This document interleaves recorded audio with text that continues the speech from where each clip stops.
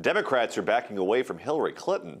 You won't believe where smallpox have been found, and the politician Americans want to shut up the most. Take a guess and see if you're right. All of these stories and much, much more coming up on The Rundown. All right, stand by. 10 seconds. Ready, camera, talent. Ready, camera, two. Record. 3, 2, 1. Record. Thanks so much for joining us. This is The Rundown, where we take a look at some of the top stories making headlines. I'm your host, John Phillips. Joining us from Washington, D.C. is PJTV contributor Michelle Fields.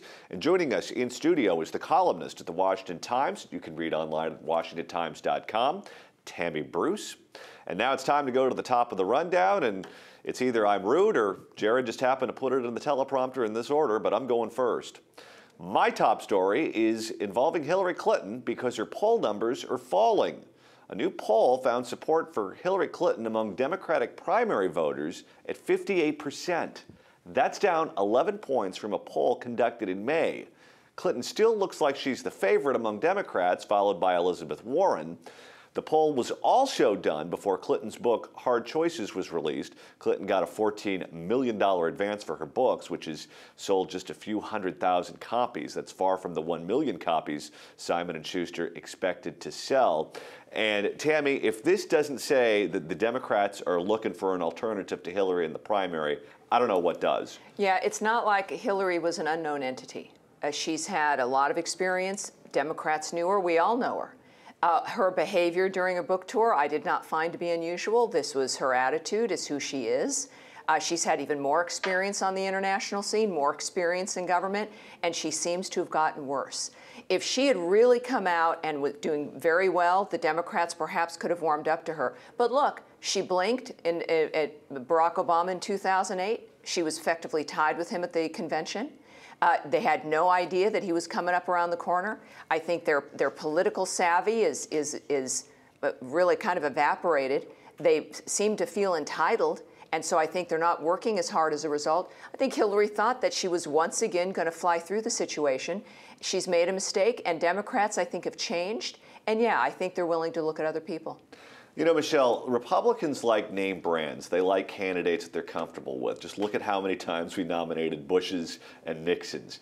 Democrats are the exact opposite. They have the attention span of a gnat. And Hillary really, in my opinion, needs to worry about overexposure. If they see too much of her and hear too much from her, by the time the voting starts to roll around, they're going to get tired of her. Do you think Hillary's worried about that right now?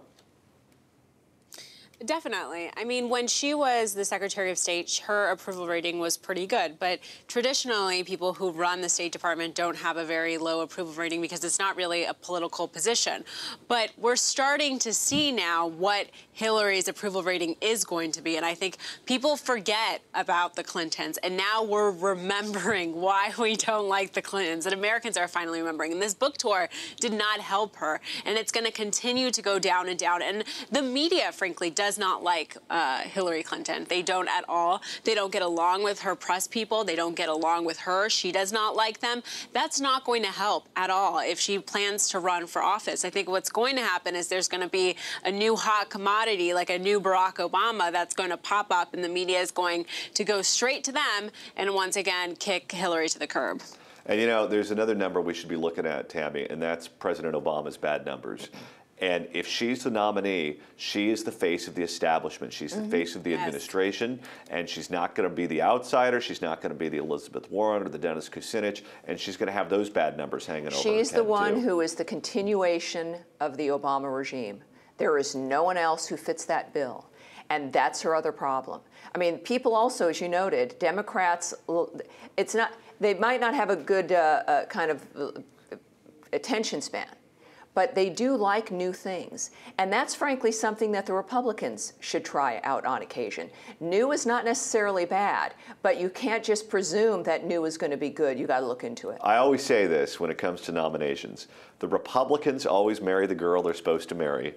The Democrats always get engaged to the girl they're supposed to marry and then dump her at the altar for Sofia Vergara. There you go, you see.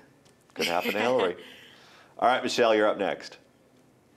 At the top of my rundown, Americans want Sarah Palin to shut up. That's what a new NBC News poll found when asking which political figure Americans want to pipe down a bit. 52% of those surveys picked Palin to be quiet. 4 out of every 10 Republicans surveyed said Palin should shut up. 2/3 of Democrats want her to keep quiet. Next on the list was Jesse Jackson, Dick Cheney, Newt Gingrich, Al Gore, and Bill Clinton. You know, I have to say, I really liked Sarah Palin when she burst onto the scene. And I've liked her for a really long time. But I'm going to have to kind of agree with this poll. It seems as if she sort of lost who she is, that she wants to be this reality star and not really someone serious. So I kind of want her to fade into the back, which is sad because I think she had so much potential, but she chose to be this kind of Hollywood woman instead of what I think she really is. What do you guys think? Are you surprised by this poll, and do you want her to shut up? Well, let's remember it was an NBC poll, right, Michelle? So that should tell you everything we need to know, right? NBC. I mean, that entire brand is in trouble. But I think that Sarah Palin being on television and being a reality star is nothing new. She also, keep in mind, has had some impact on races. So she's still influential, and I think that irritates some liberals. So that becomes an issue. I do think, though, that her name was floated to be on The View, to take over one of those empty seats. Her Alaska show, the one on that other kind of marginal cable network, which is the name I've forgotten, has been renewed. So she is a television personality who deals with politics. For a lot of people, that remains disappointing. That is never going to change. And as long as she is successful when it comes to her influence politically, you will have polls that have liberals and some others wanting her to shut up because she's successful. I think you hit the nail on the head. I think that she wants to be on The View. That's been reported many places. And if you're going to be the conservative voice on The View, and Rosie O'Donnell is going to be weighing it, and by the way, when she's weighing it, she's weighing it on the liberal side, you have to draw some heat. And I think she's out there with the impeachment talk drawing heat. Every time she posts something at Breitbart, or every time she goes on Fox and says something, she draws heat. And she is someone that has, I mean, let's not forget, she's got a degree in journalism. She was a television reporter. She was a sports reporter. She is someone that understands this industry. And she's looking for a big job with a big network on a big-time show. And I think that this is a political way of her trying to people should be very careful that this is not. This is someone who's moving and wants to maneuver her television career using politics. There's nothing wrong with that.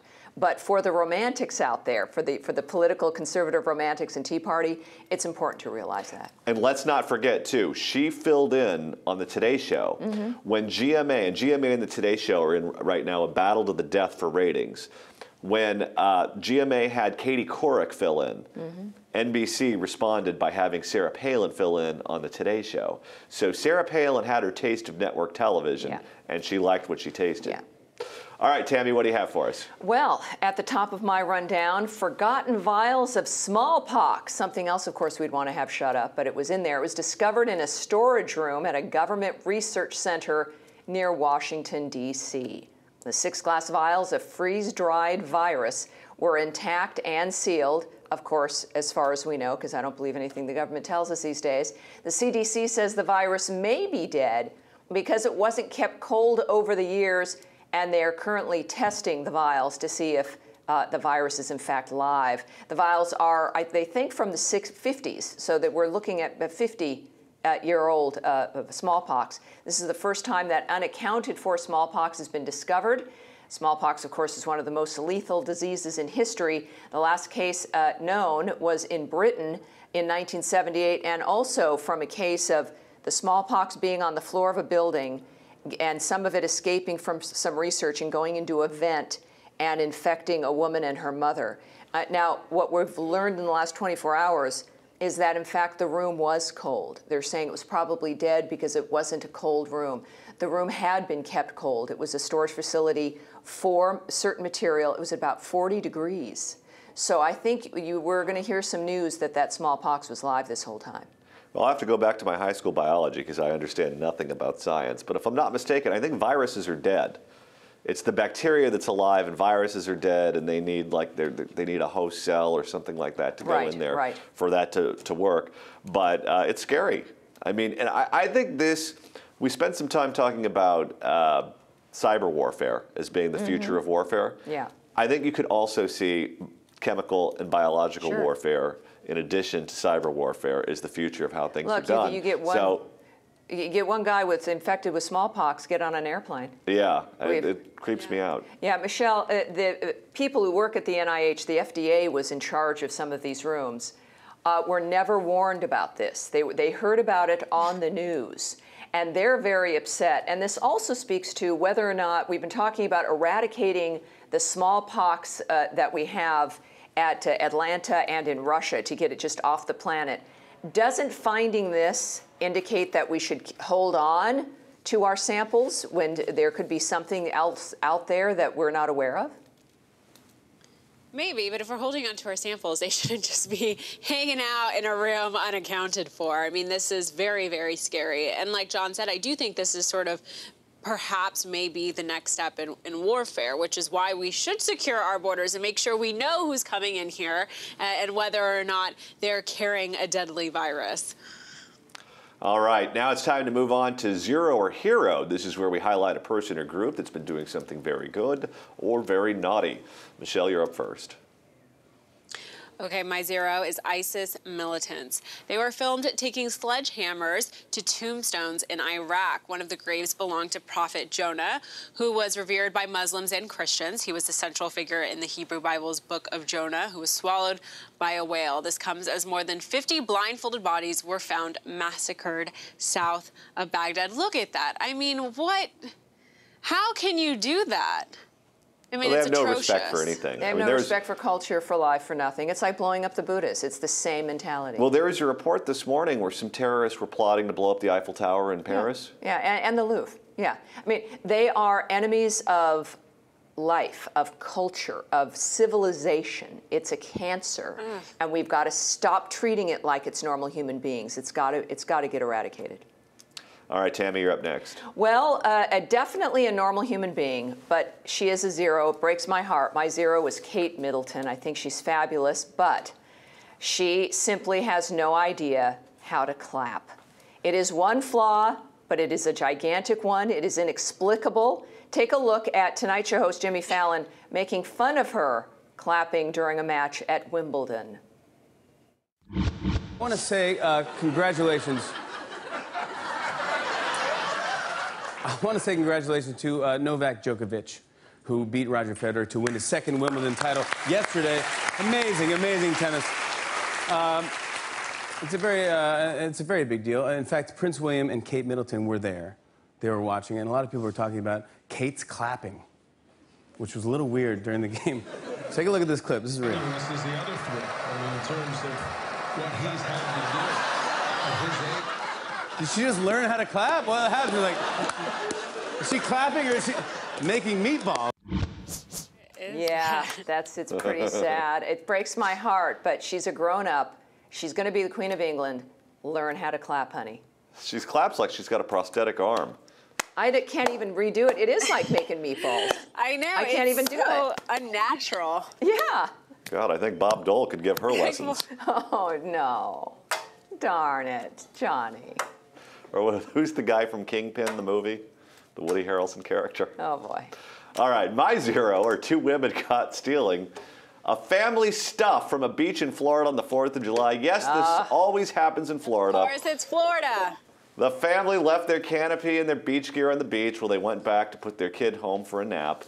When they returned, they saw two portly women taking their stuff. What? Fortunately, it was all caught on videotape. Let's take a look at the footage. Is that yours? Oh, yeah, but we don't know how to do it. Oh, you need some help? Do you know how to do it? Yeah, this is our stuff. This is yours? Yes. Wait a minute. Well, this is ours. No, it is. This is all ours. All of it. The chairs, the bag, this is all our stuff. My kids, yep, that's my kids. I'm sorry. Yeah.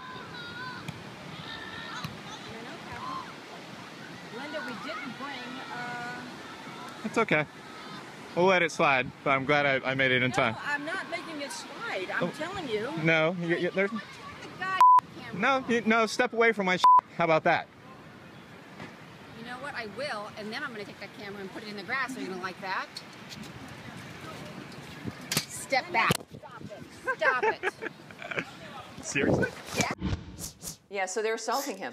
I was watching that tape, God. and I was screaming the whole time, smack her, smack her, Yeah, smack her. Yeah. Didn't Look, do it, though. at least one of them had the decency to wear a T-shirt over those swimsuits. It's people who should not wear swimsuits, and at least one had the decency to put a T-shirt on. But it's everywhere, isn't it? This kind of horribleness. You know, Michelle, if you can't trust two fat grandmas I'm at in the beach, shock. who could you trust? Did they get arrested or charged? I'm in shock. How can they? Aren't they humiliated? Aren't they? I mean, that's so embarrassing. And then they Look at ask them the guy pointing for to their help other taking stuff. it down. 2.5 million views so far on YouTube. That's hot. That is hot. And A local network in Florida identified the women. One of the husbands said they're Good. unavailable for comment because she's traveling, but said it was one big misunderstanding. They thought the stuff belonged to a friend of theirs, and they were just collapsing it and taking it in for the friend. But they didn't say that when he Right. confronted them. They said it was their stuff. They're and liars. then they assaulted him.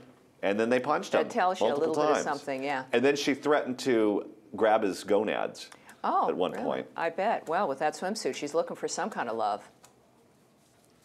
Oh my gosh. Look at that. Awful. She just looks like a witch, doesn't she? You know, I'll tell you, it's like they deserve that. Thank goodness for cameras and videotape. Now they've been It's humiliated. not even videotape anymore. What am I talking about? It's like calling a CD an LP. All right, that's going to do it for today's show. What do you think about these two women with sticky fingers at the beach in Florida? And what about the Democrats backing away from supporting Hillary Clinton? We want to know what you think, so be sure to leave your comments in the comments section below. I'm John Phillips for Tammy Bruce, clapping just like Kate Middleton, and Michelle Fields in Washington, D.C. Thanks so much for watching The Rundown.